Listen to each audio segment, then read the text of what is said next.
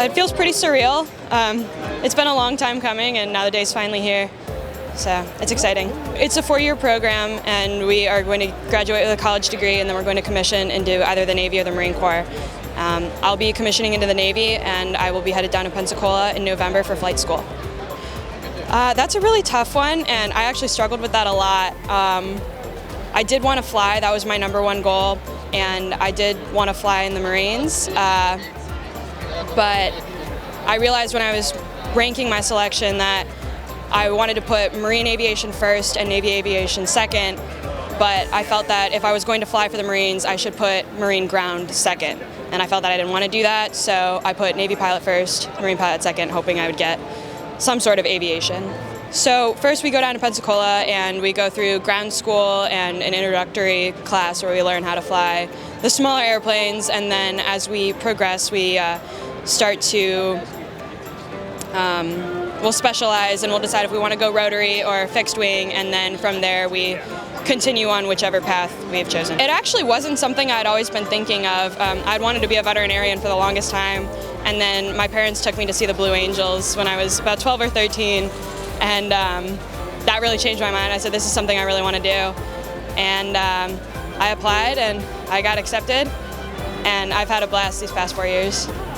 So after I finish flight school, it'll be based on what platform I select and then where I go from there. There's pros and cons to every platform.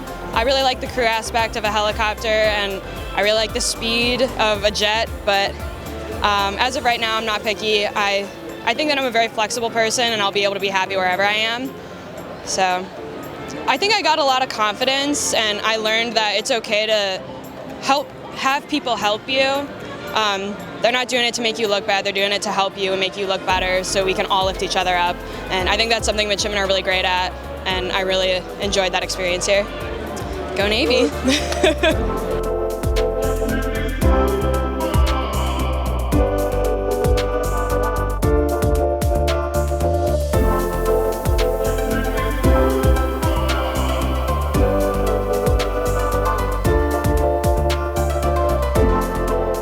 So I'll be commissioning today, of course, and then about 4 months from now I'll be able to go to the basic school for the Marine Corps in Quantico, Virginia, and then in about April of next year I'll be going down to Pensacola, Florida for pilot training. I'm really interested in the fixed wing side of Marine Corps Air, which includes, of course, the fast movers, the jets, the F-35, the F-18, but I'm very open to C-130s as well. Well, it's a selection process like anything else. Your grades and aptitudes go into it a little bit, and then it's your stick and rudder ability, how well you can actually fly the airframes. I think your peers have a bit of a vote as well, so you still have to be a good guy. I chose the Marine Corps route because it's been such a pleasure to work with Marines over these past 4 years. They're fantastic to lead as far as enlisted go, and the officers are people I hope to emulate while I'm in the fleet. The progression for all midshipmen is you'll start learning about your service selections as early as plebe year, and you'll put in your preferences at the beginning of your senior year after going on a fleet cruise the summer before your senior year. At the end of the day, I wanted to fly, I knew that far, but Navy and Marine Corps was a little tough. At the end of the day, it wasn't too hard to pick Marines. I have no military in my family, so I needed some background as far as matriculating into the military.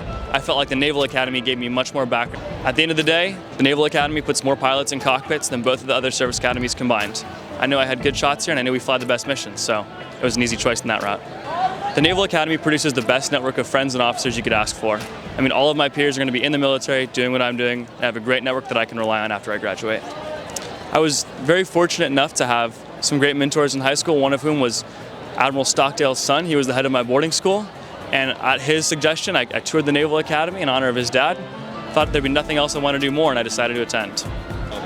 If I could let candidates and parents and alumni know one thing that the Naval Academy has taught me here today, it's work as a team and rely on your friends.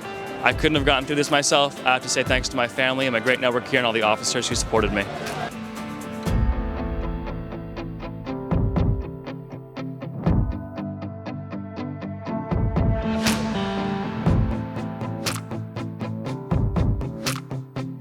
Your decisions, your actions, your guidance will impact them and their families. You have much to teach those in your command, but you also have much to learn.